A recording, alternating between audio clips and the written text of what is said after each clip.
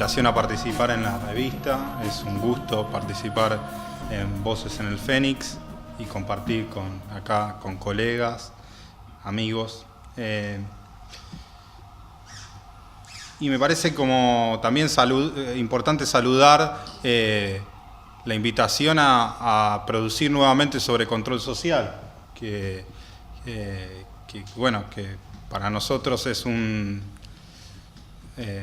regalo, porque venimos trabajando en estas cuestiones hace tiempo, pero que creo que es muy importante que otras revistas que han tenido un gran desarrollo y difusión de otras temáticas, muchas veces relegadas, tomen un número especial para trabajar sobre control social.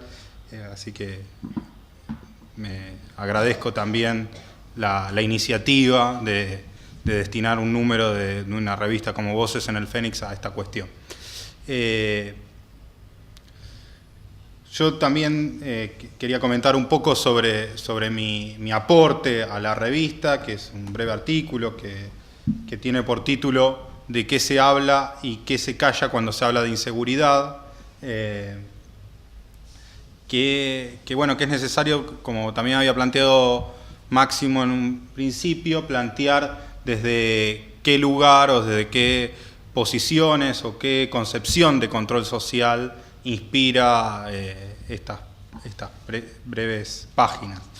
Y en ese sentido, retomamos una definición que para nosotros es ya canónica sobre control social, que tiene que ver con los mecanismos a través de los cuales se tiende a naturalizar y cristalizar el orden social. Un orden social desigual, jerárquico, producto de la lucha social, es decir, un orden social injusto. Entonces entender la inseguridad como un problema social enmarcado, o desde una concepción de entenderlo como un mecanismo por antonomasia de control social, tiene que ver con estas cuestiones. Y retomando también cuestiones que planteaba Máximo acerca de inercias, yo me animaría a decir que el problema de la inseguridad o de la seguridad es un problema perenne de la teoría política, del orden social. O sea, desde siempre, el problema político tiene que ver con la seguridad del orden social. Ahora, no siempre se definió del mismo modo qué es la seguridad, qué es lo que debe protegerse.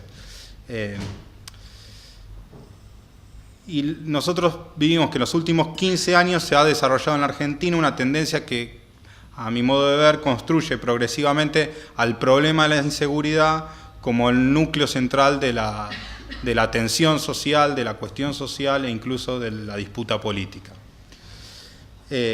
Ahora es necesario entender qué entendemos por inseguridad o qué se entiende hegemónicamente por inseguridad.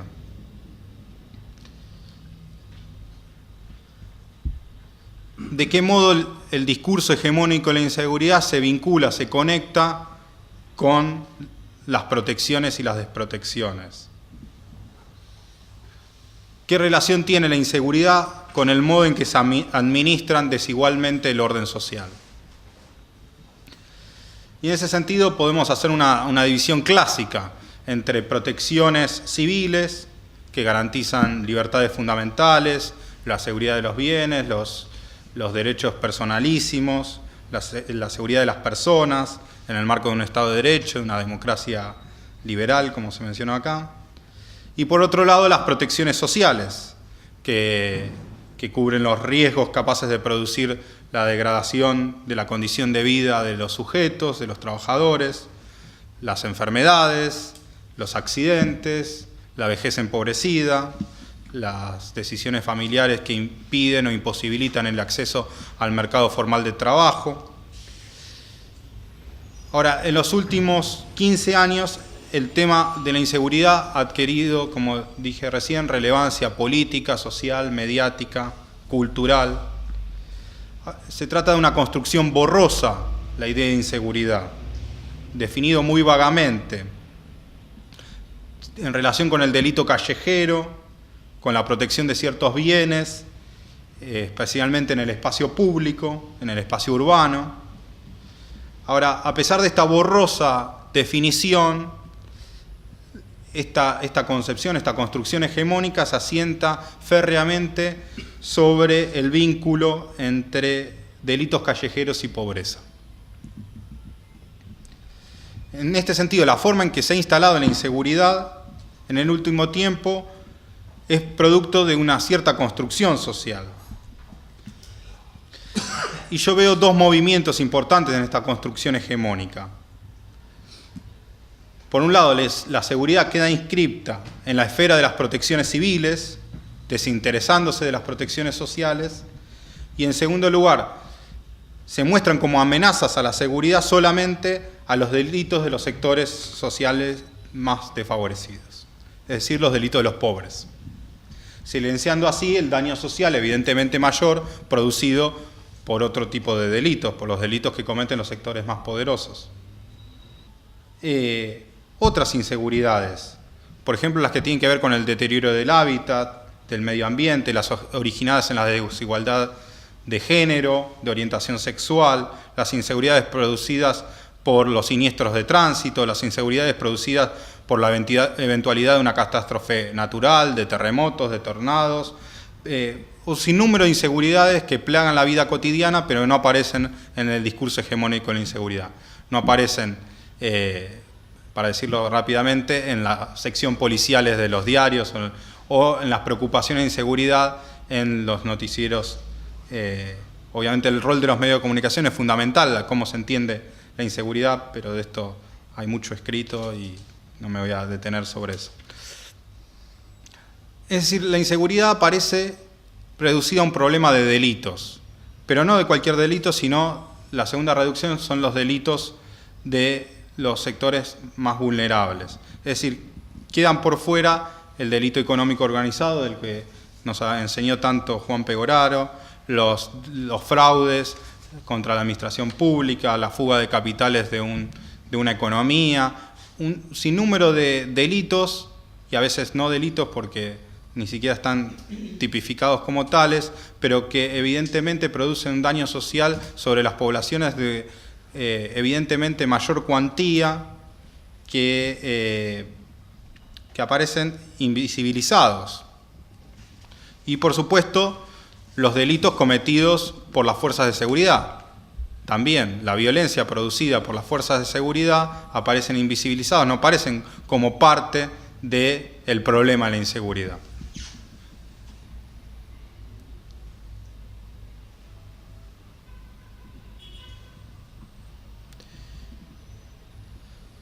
Ahora, el discurso hegemónico de inseguridad, como les decía, se apoya sobre este férreo vínculo entre delitos callejeros y pobreza, entre sectores populares.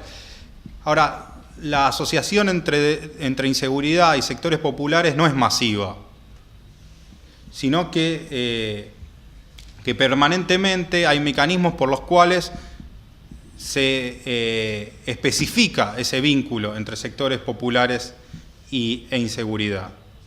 Y ahí es muy importante el rol de los medios de comunicación y del sistema penal y de la policía en marcar la especificidad del vínculo entre inseguridad y sectores populares, produciendo una escisión entre los sectores populares, entre lo que podríamos llamar los pobres buenos y los delincuentes por otra parte. O sea, la marca del sistema penal de la policía señalando, deteniendo, hostigando, reteniendo, produciendo violencias simbólicas y violencias materiales permanentemente en ciertos territorios del espacio urbano, lo que hacen, a mi criterio, es especificar el modo de articulación del discurso hegemónico de la inseguridad y los sectores populares. Con lo cual, digamos, yo querría salir del primer punto, de un punto que suele señalarse sobre estas cuestiones. El problema no es si la inseguridad es real o no, puesto que sin duda la inseguridad se refiere a un fenómeno que involucra numerosas relaciones sociales, comportamientos, prácticas, materiales, que lo constituyen en un problema real. El problema es si esa inseguridad, en los términos en que está planteada, es toda la realidad. ¿Qué otras cosas reales quedan por fuera de ese recorte y cómo es construida ese problema real? Nosotros creemos que en realidad la desprotección es mucho más amplia, más compleja, más desafiante que lo que allí se nos muestra como inseguridad. O sea, podríamos preguntarnos qué otras desprotecciones, qué otros elementos, qué otros delitos, qué otros daños sociales aparecen invisibilizados en el discurso hegemónico de la inseguridad y que incluso, como ya adelanté, generan mayor daño social y producen, en definitiva, un orden social más injusto. Otros excluidos del discurso hegemónico de la inseguridad, además del delito económico organizado y lo que mencioné, son una cantidad de empresas económicas redituables que también legales, digamos, o en una frontera con la ilegalidad, que hacen redituable a la inseguridad. Es decir, los negocios legales de la inseguridad.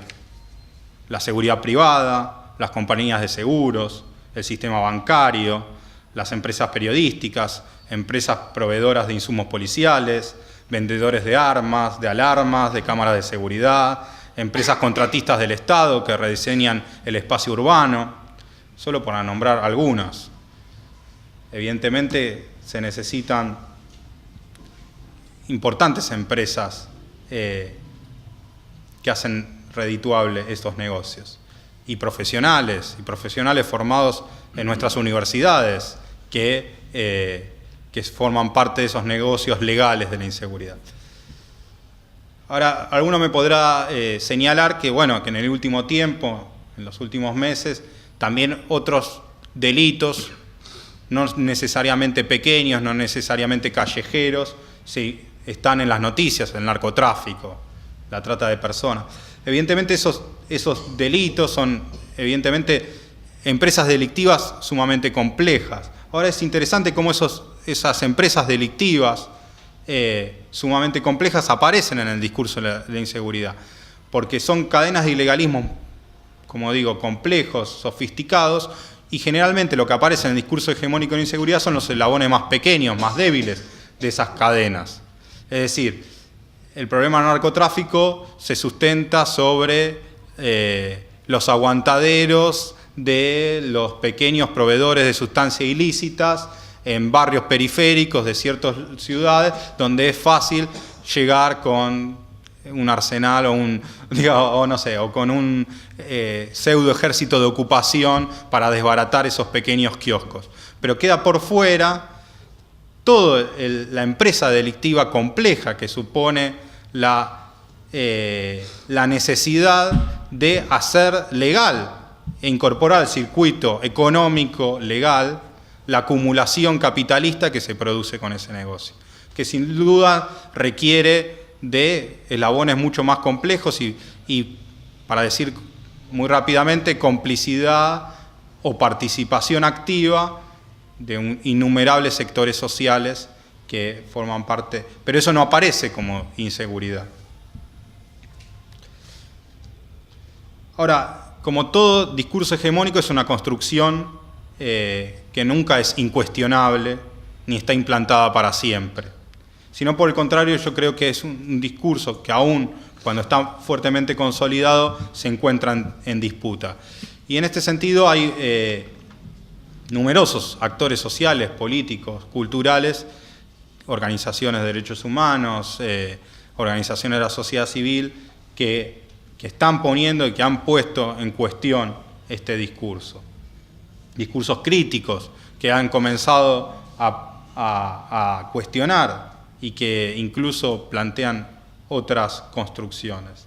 Ahora, nosotros creemos que es importante deconstruir este concepto de inseguridad, porque es el que legitima y que naturaliza que sean incuestionables ciertas respuestas punitivas que aparecen también en la prensa, como los linchamientos, como